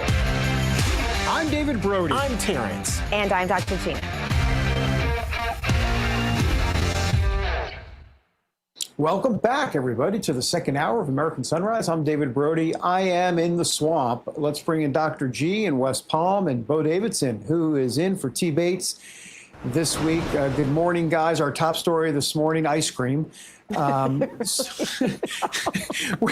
are discussing in the chat what your favorite ice cream is. Gina, you take it away. You started this. Okay, so the best ice cream I thought forever is Central Dairy. They have this thing called a smoothie, which is kind of anything but smooth. It's like a chocolate sundae with like all these nuts and caramel and fudge, and it's just like everything you can think of thrown in one thing. And for some reason, they call it a smoothie. Central Dairy is like a 100-year-old ice cream shop. I walked to it my whole life. Then Senator Bernie Moreno, when I did an event for him here at Mar-a-Lago, sent me a case of this ice cream called Grater's, and I was like, meh, I'm not gonna like this. I love Central Dairy. Central Dairy is the bomb. Central Dairy is the bomb. Grater's is better. I can't believe I'm using those words, but that's the reason I tell you. So then when I went to my son's wedding a couple of weeks ago, I literally just like bought out Grater's. All of my freezers are full of Grater's. I brought it back to Florida. This is the best ice cream. But I will say, I'm not a soft serve girl at all. I thought that was something people did when their teeth got too old to eat actual ice cream, David Brody. Oh my goodness. I don't know. I'll check in with Joe Biden. Bo, what do you think? Well, I used to live in Nashville, and the thing to do in Nashville for ice cream was Jenny's, Jeni''S. Some of you probably heard of it because they've now packaged their ice cream, and now you can get it at pretty much any market. That was always good because they had some really interesting flavors. I was always a cookie dough Ben & Jerry's guys myself, but I know Ben & Jerry are not exactly the most conservative people. Oh, they're terrible. Yeah. So, there was that issue. So, you want to make sure where you're spending your dollar, right? Down here in South Florida, I feel like Kilwins is excellent. I love their Moose Tracks ice cream. So I'm an ice cream guy. So, it doesn't really matter where it's coming from. I'll eat it. Okay, I'm going to try Kilwins, and I'm going to try Moose Tracks, Bo, and I'm going to totally judge you over that. And the producers are going to put us in Alcatraz if we don't get to... Wait, I'll go to Alcatraz. Can I have my ice cream? Can I tell you what mine? Carvel. Carvel, soft serve. We have a Carvel here. Oh my gosh, Tom! There was a guy named Tom Carvel in New York. He used to, I'm Tom Carvel. Try our ice cream. It was great. I'm telling you, you New Yorkers out there, New Jersey, you're out there. You know what I'm talking about. Wait, is Carvel real ice cream? Did I call you Ben? What's your name? Is it soft serve? We have to get to weather. They're not going to let us. Let's get to weather. No, let's get to weather. This is actually a great segue because joining us now with our hometown forecast is Weather Nation meteorologist Tracy Anthony. Tracy, speaking of ice cream here in South Florida, it's very difficult to eat ice cream when it's melting because of how freaking hot it is. And I don't know what you do about that, but if you don't eat it within the first minute, it's done. Okay, and my teeth are sensitive. I can't bite it. So that's why I do the soft serve. So Gina, maybe it's not just for old people. Maybe it's for people like me. Makes sense. What are we looking at today, Tracy, in our forecast? We are going to be talking about warm temperatures across Florida and much of the Gulf Coast, but the heat and humidity is fueling strong and severe thunderstorms. We dealt with it yesterday. Over 175 wind reports across the Central Plains, 50 hail reports. So we will deal with multiple days of strong and severe thunderstorm activity across the Central Plains and the Gulf Coast. That will leave the flooding threat lingering through the work week this week. And we're also tracking the tropics. So we do have an area of development in the eastern Pacific. Looks like it would be a fish storm if it does develop, but nonetheless, it's day 2 of Atlantic hurricane season. And temperature-wise across the nation, look at Portland, 92 degrees. That's well above average. Seattle, 82. That's pretty toasty for the Northwest. We've got warm, humid temperatures across the Central Plains and the Northeast. Pretty comfortable in the upper 70s. So the feel-like temperature for the Gulf Coast, triple digits as you step outside. That's the dog days of summer feeling. And this is all because of the Gulf air that's streaming north. And if you kind of look at this, this is where we have that energy and instability, and that's why Denver had the hail. They are under a risk for strong to severe thunderstorms once again today. It's really along that front range there. And then Florida, you do have a marginal risk or a level 1 severe weather outlook for some wind. And then those same spots, that's where the hail is. But Bo, I want to leave everyone with this. This week on Mother Nation is Hurricane Prep Week. So we are going to have a ton of information on how to prepare for the season, how to keep your family, your home safe if a hurricane were to knock on our doorstep. And you can watch all of that with the Weather Nation TV app on your phone. Perfect. Thank you so much, Tracy. And now let's send it back over to David. David, there was a great episode of Borat. No, it was not Borat. I believe it was Ali G, where Sacha Baron Cohen is playing him with Donald Trump before he became president. And he's trying to pitch him on the idea of an ice cream glove so that the ice cream won't drip on his hands. It's a great episode. And Donald Trump is unconvinced of it and basically walks out of the interview. Your thoughts? A bad move, because you're clearly saying that you need an ice cream glove in Florida. That's what you were saying, right, earlier. It drips everywhere. That's right. All right. Good to know. I guess I'll move from ice cream to Iran. There's the transition of the morning.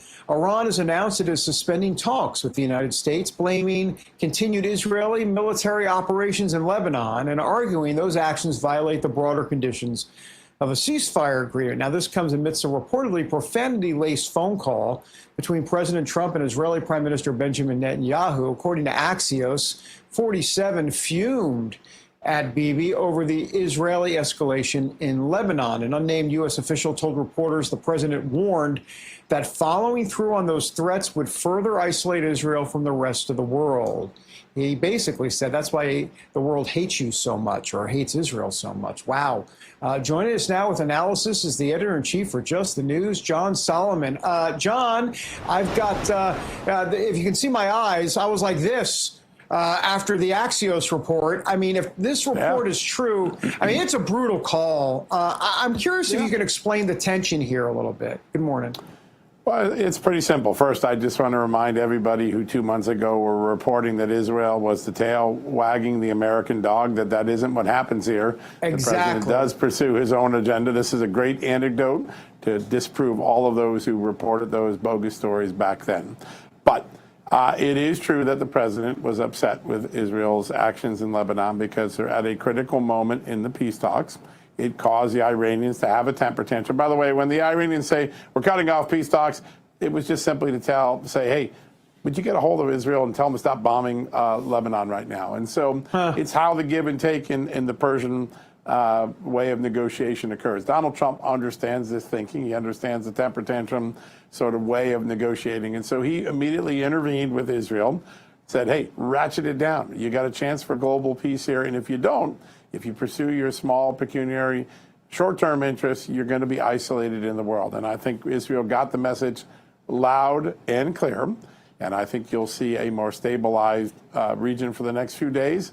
And that'll allow the talks to get back on track and move towards a 60-day ceasefire, followed by a real negotiation period that probably can result in a historic thing. Now, we're a long way from a deal, but Iran really does want to make a deal. There are multiple factions. There are 3 factions in Iran, so it's a little tricky to get all 3 to agree, but they're moving in the same direction right now, and that could be a historic win for the president. John, a former Obama-era intelligence official has referred concerns about the infamous 2020 Hunter Biden laptop letter to federal authorities, alleging it may have been part of a coordinated deception operation. Just the News is reporting that Thomas Coons is a former senior intelligence official, filed a memo where he argued the letter signed by 51 former intelligence officials showed characteristics consistent with coordinated intelligence deception operations. John, that's not a small thing, is it? No, it's a big deal. First off, this guy worked for President Obama. He was one of the senior advisors to the deputy director of national intelligence during the Obama administration. So he's got bona fides, and he's not political of anything. He worked in the Obama administration. But when he looked at that letter, he went back to the playbook that he understood because he was in charge of analytical tradecraft. So he knew the playbook. He knew what U.S. intelligence does when it creates a deception operation in an enemy company. And he's like, they did it here. They turned the playbook against us. We had Thomas Coons on the show last night. I encourage everybody to go back and watch and listen to this guy. He's just a old-fashioned intelligence expert. And he's very disturbed by what he witnessed and what he sees in this letter. So he applies the analytical tradecraft book and said, they did this, they did this, they did that. They ran a deception op on the American people. They took the playbook that we're supposed to use for our foreign enemies, and they turned it against the American public to put their thumb on the scale of the American election in 2020. And this complaint has already had a significant outcome. The Inspector General of the Intelligence Community, the brand new one, Christopher Fox, now works for Tulsi Gabbard and President Trump. That IG has just referred this matter to the Justice Department. So it has enough merit to send it over to the prosecution department. I think we're at the beginning of a much larger moment of transparency. We're going to learn that the intelligence tools that we were supposed to save for terrorists and for espionage threats in America, foreign threats, have been turned against the American people time and again during the Trump years. I think this is phase one. I think soon we may learn similar disturbing allegations about intelligence meddling that sets up the beginning of a crossfire hurricane or the Russia collusion. So I think we're getting to some pretty big revelations. Yeah. Well, John Solomon, we really appreciate your time. If Terrence was here, we'd call you Johnny Solomon, which sounds like a guy selling watches on the streets of New York. Hey, Johnny Carson. That's right. Oh, that was my bad. That's right. All right. John if I Solomon, only were great funny. to have you. Thanks, guys. Thanks, John. Thank you, sir. All right. Coming up, someone that's not funny, Maine Democrat Senate candidate Graham Plattner. Oh, has he got problems? He's in hot water. Actually, it's scalding. After it was discovered he sent explicit messages to multiple women while married. Oh, and there's a lot more, too, but we'll talk about it. How are top Democrats reacting? That's all next.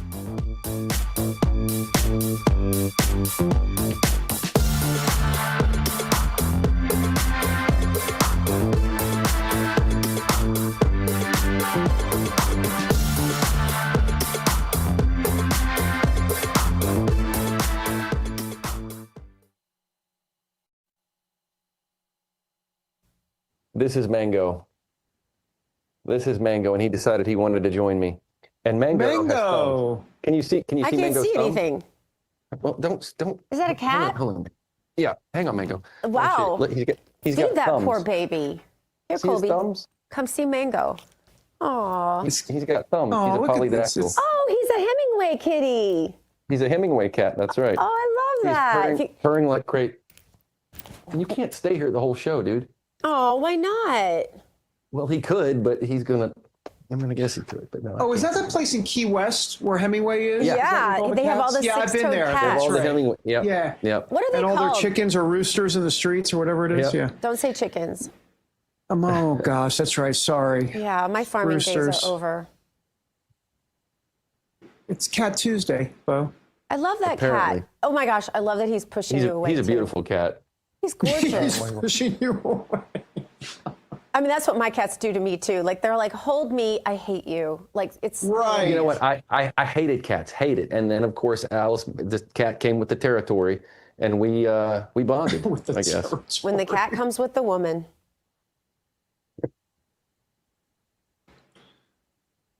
Okay.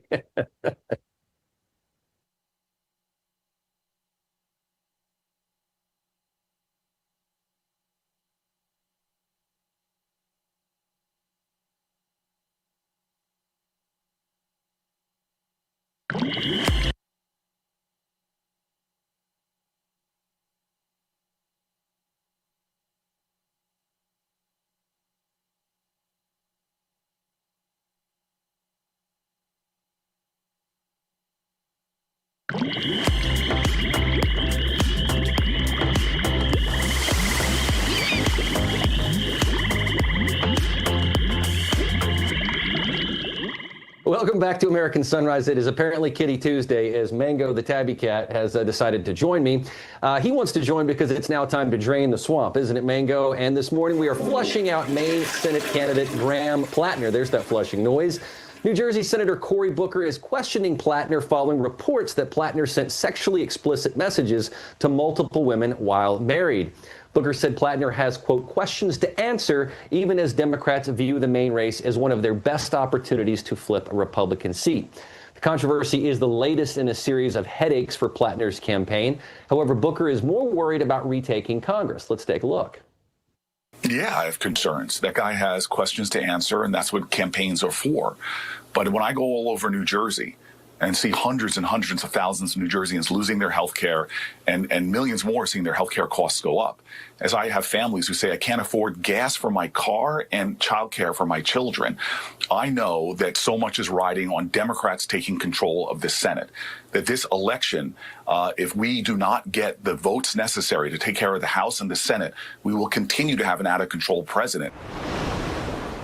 Well, let's discuss this more with David and Dr. Gina. Of course, as you can see, as the paw is on my face.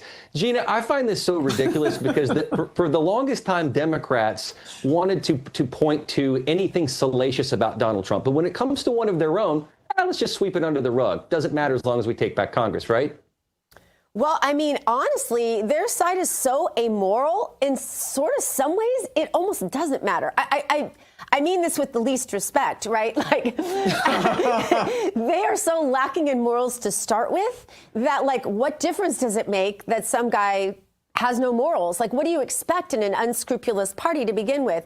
I thought, aren't they the ones that the wife went on TV and she's like, I'm in counseling, he's in counseling, we're in counseling, everybody's in counseling, and that's supposed to excuse all of their illicit activities? I'm like, look, I don't care about the guy's private life. I think that he is a Democrat. And if you can be a Democrat today and a godless, pro-abortion, want my boys in the little girls' locker rooms, perverts are us, let's legalize everything that isn't about freedom, and let's take away all freedoms kind of a party. Look, it's like calling froyo ice cream, David. That is very good. That's very good. A couple of things. First of all, I mean, the guy's got had a Nazi tattoo on him, so there's that. It only matters if you're a Republican. Well, apparently, because if you're Ilhan Omar or Rashida Tlaib, it's like, ooh, I love me some Graham Plattner. I mean, for sure. No doubt about that. All right. So beyond all of that, let me just say to Cory Booker's political point, he's right that Democrats need to get that seat in Maine. If they want to win back the Senate, they're going to need to defeat Susan Collins in Maine. They're also going to win it. They're going to need to win North Carolina. They're going to need to win Michigan and Georgia. So here's the point. If you're going to put Plattner there, you could lose that seat. And the problem is that could drag some of the other candidates down because they're all going to be asked about Plattner. So I think this is I know for a fact this is a major problem for the Democrats. It's not just Maine. Does that mean that if they run Plattner, that it's a surefire that they will lose the seat? Do you think he loses no matter what? Yeah, well, they don't have the seat, right? I mean, it's Susan Collins to defend, if you will. It's a Republican seat. But yeah, they have no shot. They'll lose Maine. There's no doubt about that. And if they lose Maine, okay, you can maybe get away with losing Maine because you never had it to begin with because Collins is the Republican, but that's one that they wanted to take over. But beyond all of that, they're going to have to spend money defending this guy, Plattner. It's going to be a mess, and therefore that's going to be less money to go to North Carolina and Michigan and Georgia, places where Democrats think they can pick up Senate seats. So, yeah, it's a problem. On the other hand, whoever heard of this guy before he did all this outlandish stuff, and now he's a household name?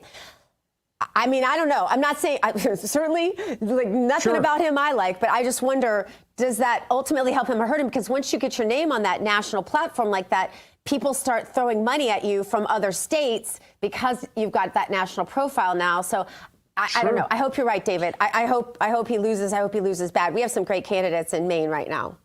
Yeah, no headline is a bad headline for sure, unless you're Anthony Weiner. I'm sorry, go ahead.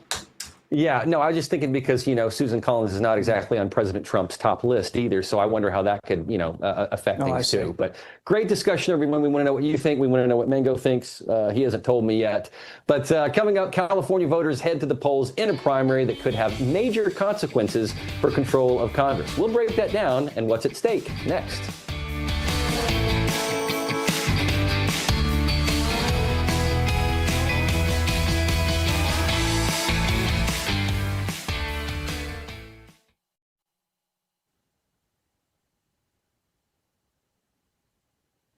Oh, God.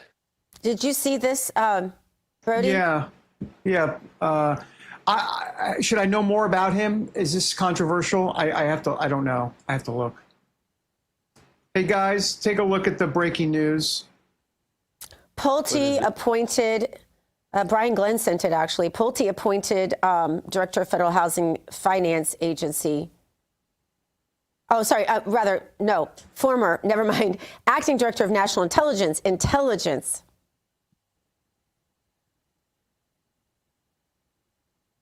Is it Pulte? I should know. I don't know much about him. I know him. We not happy or are we happy? Yeah, what is... I don't know. I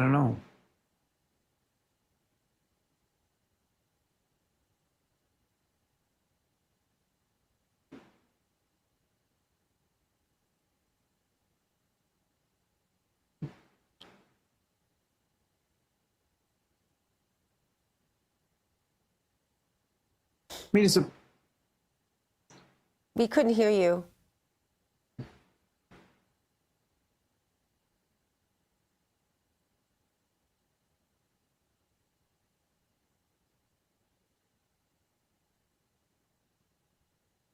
Yeah, does anybody know anything about Bill Pulte? I do.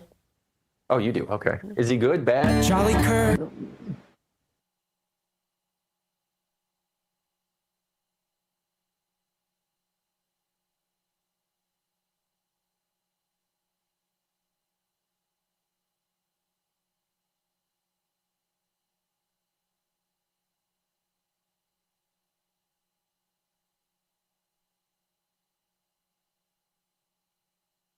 Charlie Kirk died a martyr, not in vain. Charlie Kirk was a voice that inspired a generation. And now his legacy lives on through music. The Voice of the Age by Mike Cavanaugh is a powerful tribute to courage, conviction, and standing for truth in America. Rav family, let's honor Charlie by making this song #1 in the nation. Now we lost the voice of the age. Gunned down in a murderous rage. I don't want a civil war, no. Only God knows what it's for, though. Scan the QR code now to download or search The Voice of the Age by Mike Cavanaugh on iTunes. Let's do it for Charlie. All right, welcome back, everybody. The bell at the New York Stock Exchange is going to ring in a few minutes. Let's go to the big board and take a look at the future, or the futures, I should say.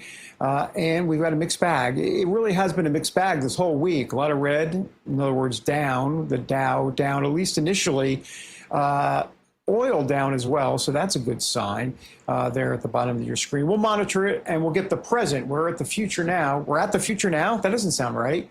But anyhow, the point is we're looking at the futures, and we will look at the present New York Stock Exchange in just a couple of moments. In the meantime, I'll get my thoughts together and get you over to Dr. G. G, to you. To me. All right. Well, thank you, David. Listen, all eyes on California today, as primary elections could hopefully change that moniker and help shape the battle for control of the U.S. House of Representatives. After Democrats redrew California's congressional map in an effort to pick up as many as 5 additional seats, Tuesday's primaries, that's today, will determine which candidates advance to the general election under the state's top 2 system, which is a little different from a lot of states around the country. While the primary won't decide most of these races outright, it will offer a critical early test of voter sentiment and set the stage for some of the most important House showdowns in the country this fall. Joining us now with more is retired Navy captain, GOP strategist, California congressional candidate, Armen Keteyian. Armen, good morning. It's a big day for voters in Cali. What are you expecting? Good morning, Dr. Gina. Well, I am hopeful that we'll have a Republican on the governor's ticket come in November. It's very, very close. And right now, the good news is the Republican returns are outpacing Democrat returns. So that bodes well. But if they catch up and then Hilton gets locked out of the top 2, it's going to have a cascading impact on Republicans up and down the ticket throughout the state. So it's very vital that Republicans not only get out and vote, but call your friends and call your neighbors and make sure that they've gone out and voted as well. But Armen, I guess my concern is the cheating, the voter fraud that takes place. And has a lot of that been fixed? Why the confidence this time in the California election? Well, to your point, we still have this issue that everybody talks about, that everybody gets a ballot in the mail. And, I've knocked on a lot of doors and I've made phone calls. It's just, oh, sorry, this person doesn't live here anymore. Oh, sorry, this is incorrect. So there's a massive amount of incorrect information on the voter rolls. And the system that we have right now doesn't really doesn't take that into account. So that is a major problem. Certainly, the big thing that we also have voter ID on the ballot in November. Right now, that is polling at 70%. So we get voter ID on the ballot. That is going to be a huge game changer. At the very least, that will be a huge draw to get people to come in. There's half the Democrats in the state are willing to push for voter ID. So we get that done. That could solve a lot of the problems that you just mentioned. Yeah, I mean, you got to show an ID to go fishing. I'm like, okay, to get your fishing license, right? You should definitely have to. And I remember voting in some ghetto garage and putting it in a cardboard box with a hole cut in the top of it, and asking none of the election officials there spoke any English, and asking which of you are Republicans, because aren't there supposed to be an equal amount of Republicans and Democrats? None of them spoke English to answer me, but I can answer for them and tell you. Plus, I've lived in Palm Beach for I forget how many years now, like 7 or 8, and I still get my California ballot sent to me every single election, which should tell you I've been voting in Florida for how long. It's just ridiculous, Armin. But we'll hope it gets cleaned up anyway. Yeah, they keep coming in like this. And, as we mentioned, the Democrats could pick up 5 seats. We're defending Darrell Iss's old seat here in the 42nd or 48th in San Diego County. My seat going up against Mike Levin as a potential pickup. It's a D+4 district, but I've got good name recognition. We've been getting out there trying to get the votes out. So, the November election, started a few months ago, and getting folks to get out and understanding what's really at stake. We talk about what the problems here are in the state. We have the lowest high school graduation rates of any state in the country, highest electricity rates, highest gas prices, highest unemployment, highest homelessness rates. Everything in this state is going in the wrong direction. Yeah. And it is incumbent upon folks like me, all the way down to your city council members and your school board members, to continue to hammer that home, along with solutions. It's not just enough to say, these are the problems. You've got to come up with reasonable solutions. Right. And there are folks out there, there are reasonable Democrats. When you have these conversations with them, say, that's a good point. That's very true. That I've actually had at the door. So it is a constant process. It is a challenge in this state. It is. Armin, I'm so sorry. We are completely out of time, because if I don't let you go, we're going to miss the bell. Thank you for being with us. Best of luck in your race. Here's the opening bell. Dr. Gina. Sponsored by AMAC. The Association of Mature American Citizens is the conservative voice for Americans 50 and older. AMAC is fighting for the values that you hold dear. Join today. Together, we can write the course of America. And we're doing the Dow Jones and the bell. These are people clapping for Armin Kurdian's appearance on American Sunrise, I think. Though then again, it could be the Dow Jones has just opened. The stock market, yes, indeed, open.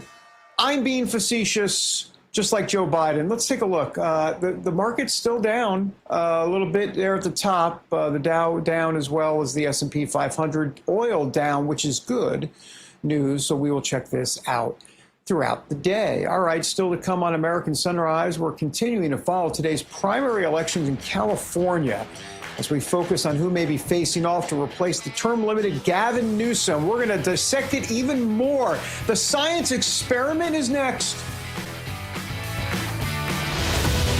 What happens when some of the biggest patriotic voices in America gather aboard one of the most iconic warships in U.S. history for one unforgettable night? Moms for Liberty proudly presents From Sea to Shining Sea, live from the legendary USS Midway Museum in San Diego. June 6th, patriots from across America come together for an unforgettable black tie celebration, honoring 250 years of American freedom and 5 years of the Moms for Liberty movement. This star-studded night will feature powerful speeches from Glenn Beck, Sage Steele, and more. Breathtaking performances by Mary Milben and Real America's music artist Natasha Owens, emotional tributes to America's heroes, and a stunning fireworks finale exploding over San Diego Bay. And Real America's voice will be there every step of the way with exclusive interviews, behind-the-scenes access, and live reports from aboard the iconic USS Midway. From Sea to Shining Sea, only on Real America's Voice.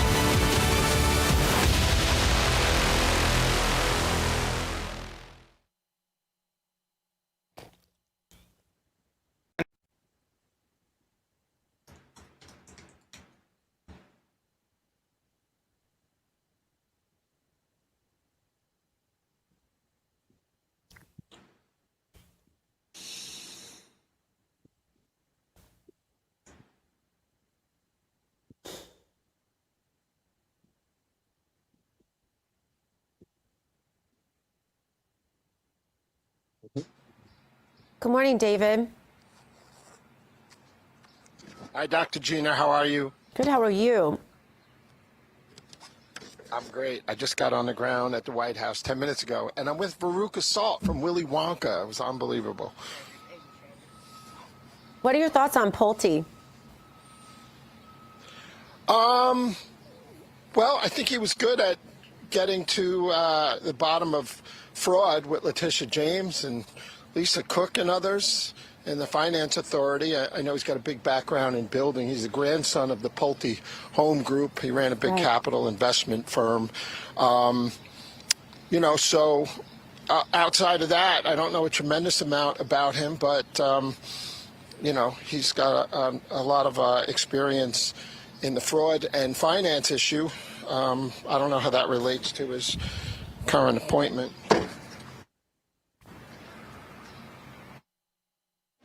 Break.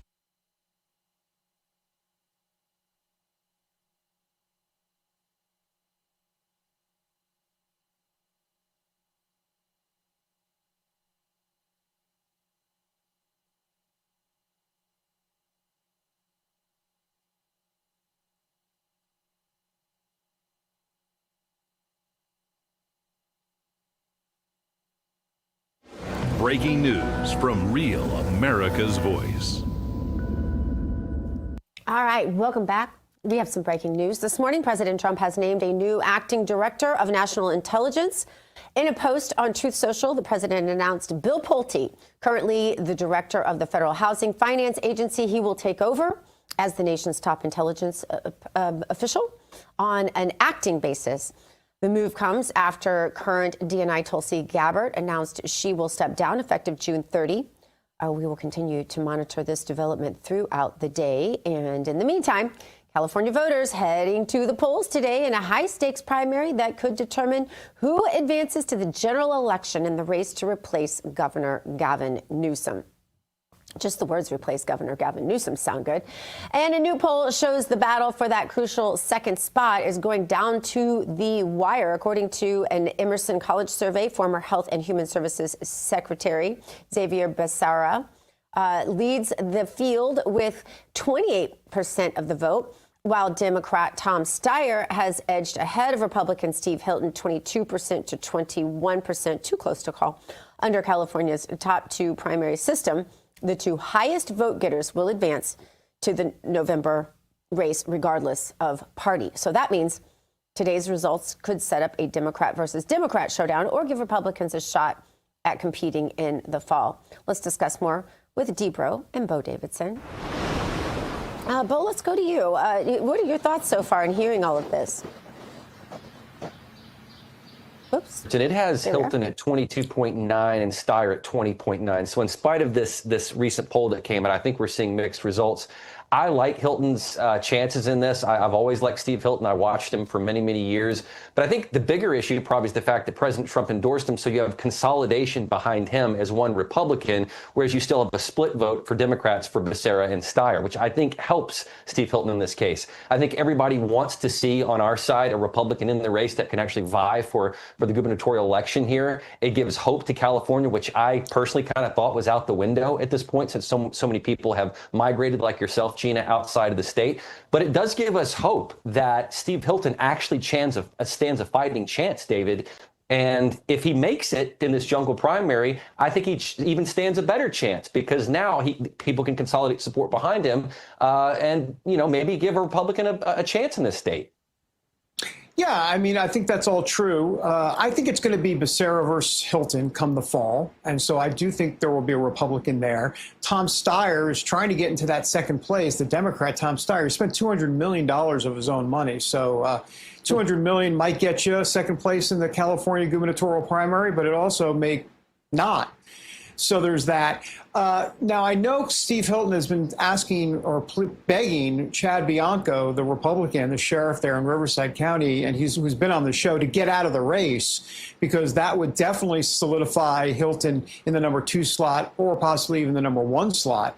But that's not going to happen. So then if you go to the fall, we'll see what happens. But, you know, if Bianco's support's obviously going to go to Hilton, Steyer's support would go over to Becerra. So, you know, Becerra would definitely be the favorite to win that, obviously, the Democrat in Los Angeles. But Hilton has more than a puncher's chance, I think, if indeed that's the matchup in the fall, Gina. Yeah, a little bit of inside information. So Steyer was well known when I lived in California as the person who would pay establishment Republicans to defeat conservatives in primaries. Huh. Interesting. So he would pay the big money consultants, the Republican consultants that you see all over network television, those guys, he'd pay them to go in and defeat conservative candidates in the primary. So anyway, let's get more perspective. So Gina, he essentially has what they call FU money, right? He can just do whatever he wants to with his pocketbooks. He definitely can. Although I don't know if he's going to buy this race. Pardon? I would like some of that. Well, you can get it. All you have to do is become Karl Rove, and it's all yours for the taking. All right. Great. Just what you want me to be. You want me to turn into Karl Rove. He probably eats soft serve ice cream. For more perspective, joining us now with more analysis, RAV correspondent and the host of Breaking Point, David Zier. David, good morning. David, what are you expecting to come out of this vote in California today? Do you agree with David that we'll have a Republican contender in the general? I think that would be really a breath of fresh air. And, you know, Hilton's proposals have been really cutting edge, and he's been relentless. Let's see. But with Steyer's money and everything, we'll see who prevails out there. But I sure hope the people of California get some better representation. No doubt. Hey, David, let's go to Texas now. Well, I guess not physically, but the Senate election in Texas, Democrats are celebrating because there's this new Texas Senate poll that shows that Tallarico is beating Ken Paxton. It's narrow. It's one of those 47 to 44%. But obviously, it's going to be one of the most competitive Texas, Senate races in decades. This is the survey, 47-44, though. The race does obviously remain within the poll's margin of error. What do you think? What's going on here? I've said for a long time, and listen, I can go on and on, so don't beat me, not you, but I don't want the chat beat me up about Tallarico. But this guy, I'm telling you, he's a wolf in sheep's clothing. We've talked about it, but he is slick. He's good. He packages it, he packages, some really rotten candy in cotton candy. So what do you think? David, I think he might be Beto O'Rourke 2.0. I hope so. Probably a little better at the game. But, you know, I think he might Kamala himself before the election, because if he keeps opening his mouth and manipulating scripture to, take the positions he has, I don't know if that's going to bide well in Texas, because I think even Democrats in Texas, in the middle somewhere, may not go for that. So we'll see. There's some time to go here. Yeah. Hey, David, I want to get your thoughts on this breaking news that Gina mentioned earlier about Bill Pulte being tapped for D&I. I was just reading a little bit about him, and I know that he was the director, obviously, of FHFA. He's the grandson of William Pulte, founder of Pulte Group. What do you know about him? I do see he went to Northwestern, my alma mater, so I do have to give him props on that. That's cool from my own personal perspective. But what can you tell us about him, and is he a good person for this job? Well, at a minimum, as interim director, I think he would be great. I guess it's up to the Senate to see if he can be in that role permanently.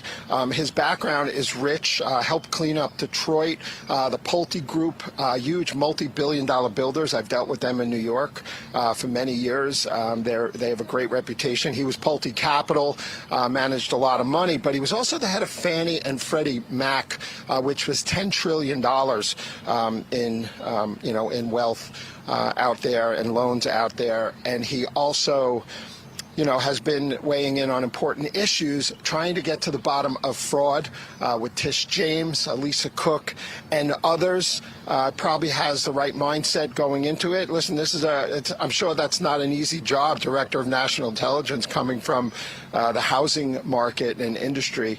But I think he's certainly a capable individual. David, former First Lady Jill Biden defending one of the most controversial decisions of her husband's presidency, the pardon of their son, Hunter Biden. In a new interview, Jill said she supported the decision and wanted Joe Biden to grant the pardon, arguing that Hunter was treated unfairly by the justice system. Here's what she said. President Biden had said that he would never pardon his son. He did. And then he pardoned him. Did you urge the president to think again about that? Well, you know, Joe said in the beginning, I won't pardon Hunter, I won't pardon Hunter. And then... and did you say... And then don't the say Justice Department changed. And I think that the process was not fair to Hunter. David, how was this unfair to Hunter Biden? It's not unfair, and she's either misinformed or lying when she said nobody's ever gone to jail for the types of crimes that he was convicted on. And this blanket pardon that his father gave him covers a window from 2014 through 2024, charges relating to $1.4 million in unpaid taxes. And if you or I lied about being on drugs while we were going for a federal permit on these federal forms, we probably would see jail time. There are many cases where the federal government, although they don't always prosecute people for that crime, have put people in jail. You know, so I think she's playing coy. Yeah. Hey, David, I'm looking behind you. What is, you're over there at the White House, yes? Yeah. Is that right? That's the, oh, that is the White House. Look at that. Yeah. I've been there. Sorry, I can't see a thing. Yeah, I'm blind as a bat. Go ahead. I'll be here all week, but my morning was just made here. I just met Veruca Salt from Willy Wonka. She's in town. She's meeting with Congress. She's brilliant. I did a little Instagram. If you go to my Instagram, at David Zier later, I have a little thing with her on there from the Brady briefing room, and she is just the best. And you know how Veruca Salt, you know, I want it now, Daddy. She's awesome. But I got to say, today will be exciting because Mehmet Oz is going to be in the Brady briefing room at 1 p.m. while Carolyn Leavitt is on maternity leave, and this will be his turn after Vance and Rubio. I think he's comfortable dealing with the public, being his background in TV and I want to ask him about plastics in our brain. Yeah, hey, by the way, David Zier, just so, Veruca, she was the one that blew up, like, in that big blue ball, right? I mean, was that Veruca, I think? I don't remember. No, she was the one with the goose that went down the chute. That was the other one, the girl, Violet. That was Violet. You're turning violet, Violet. Oh, that's right. Hey David, David, it's I want good to know she's alive, by the way. Sorry, go ahead. We've been getting these amazing shots of the UFC setup over the White House. We've been able to see some of those. And I don't know if who's working camera for you can pan out at all, but give me just a sense of the size and scope of this, because this is unprecedented. I think everybody's excited about it. I believe it's on June 14th, which falls on Flag Day. I think it's the Army's 251st birthday. It's President Trump's birthday. A lot of things happening on that day, but give us just a sense of the scale and scope of it as you look at it. Yeah, I don't know if Mason's able to pan the camera and see the UFC stage that's set here, but liberals' heads are exploding across the planet, right? Because that's the view when you come over the ellipse from the other side or Lafayette Park. Listen, it's open to the military and other special guests. The rest will be watching on big screens around, I think, in the ellipse. It's going to be a big day here in Washington, D.C. Just another thing that Trump has added to the million things that he has going on here. Okay, it may just be me, but to me it looks like a big jumpy house, and I just want to go jump in it. David Zier, thank you so much for being with us. We appreciate you. Thank you. I'll be here all week, so it's exciting. Yeah, absolutely. 2 shows nightly. All right, David. All right, you guys. Coming up, former Colorado election clerk Tina Peters sounding the alarm right after her release, claiming Democrats will cheat. Oh, imagine that. In this year's midterm elections. We'll have the details after the break. You're going to want to stay with us for this.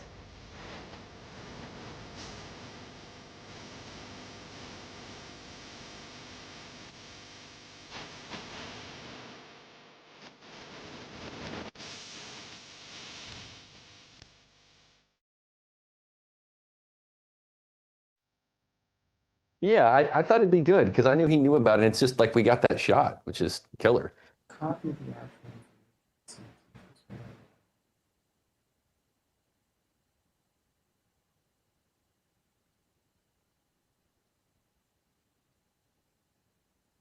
We are in a break right now. The next minute and a half.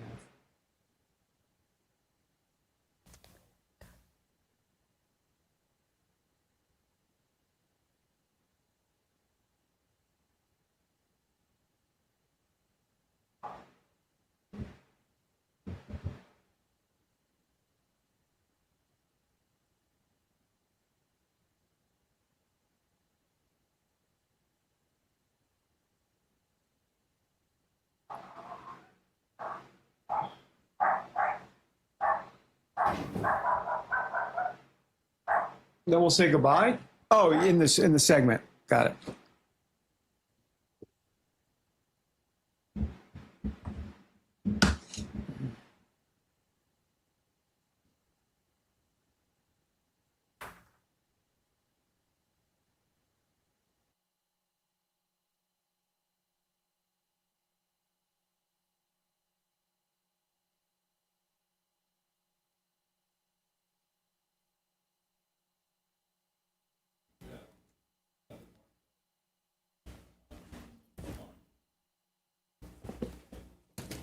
Yes, I got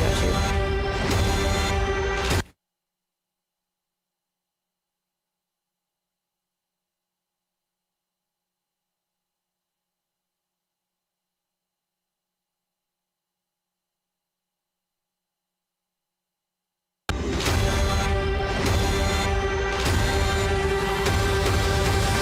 Let's spill some tea.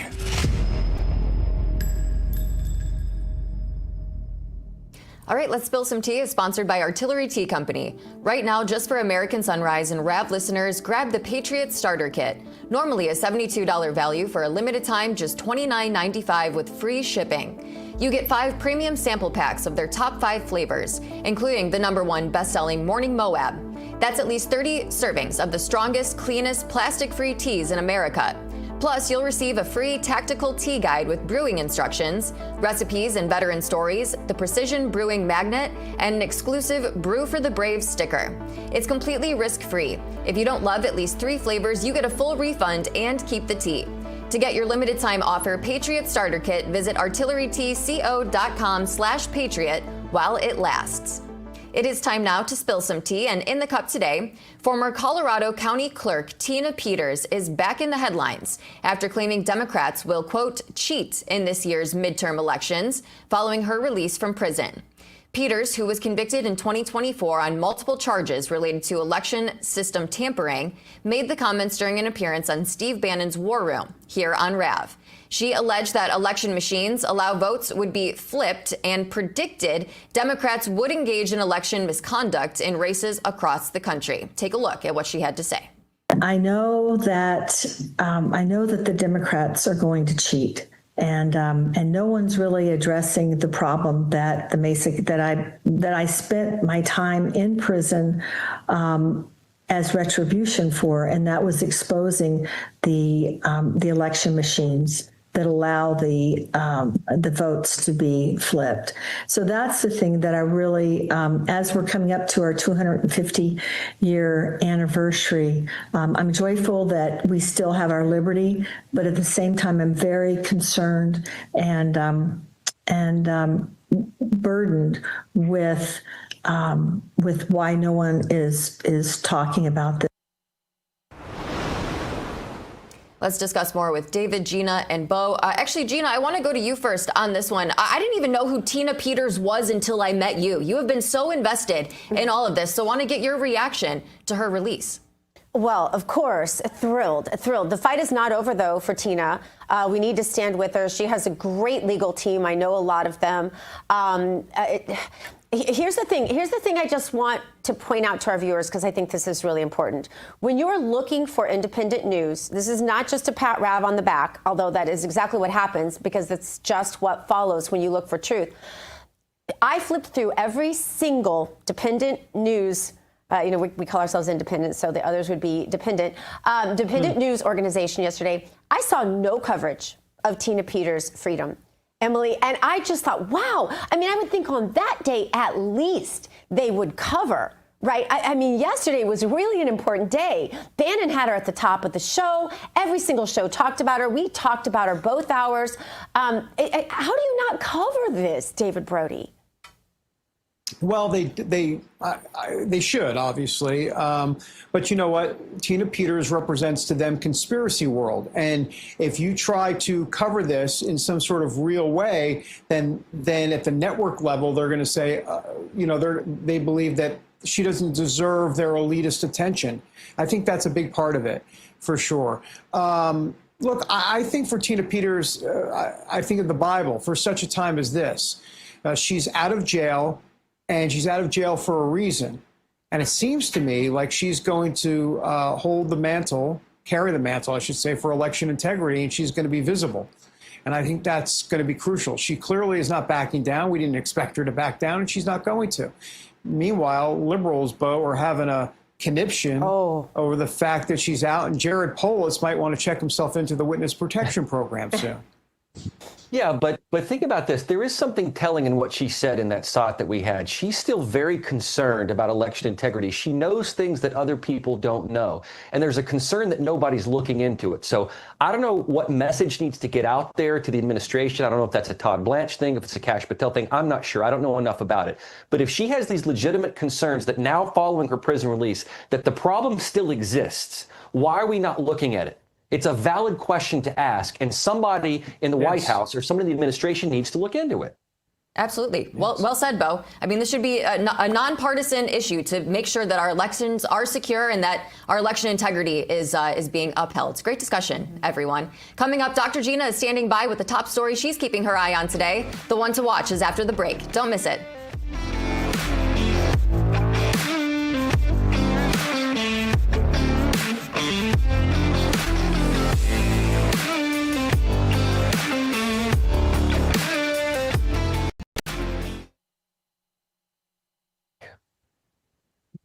You have come back. You have returned.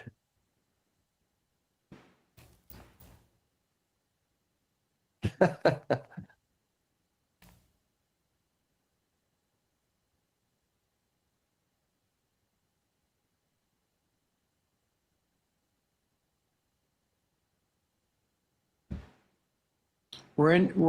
time is, it's almost over. The show is almost over.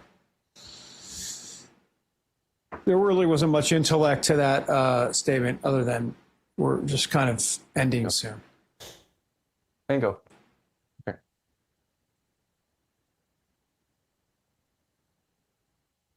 Ooh, that sounds good. Yum. You really need to try froyo, by the way. Froyo? Gina, is it the little balls of yogurt? It's creamy. Or whatever? It's creamy. If again, as I said in the chat, Colin, if the toppings mean more than the stuff underneath, then that's not ice cream. It's topping. No, that's a good point. No, that's a good point, actually.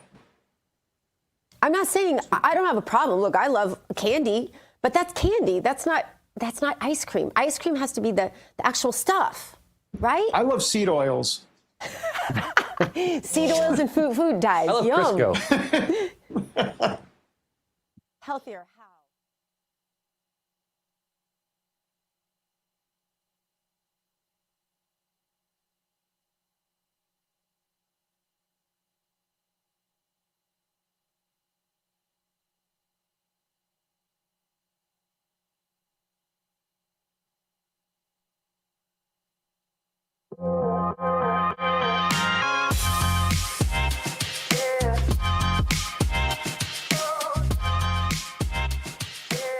Welcome back to American Sunrise. We're still engaging in our raging ice cream debate, but I did want to say something really quick.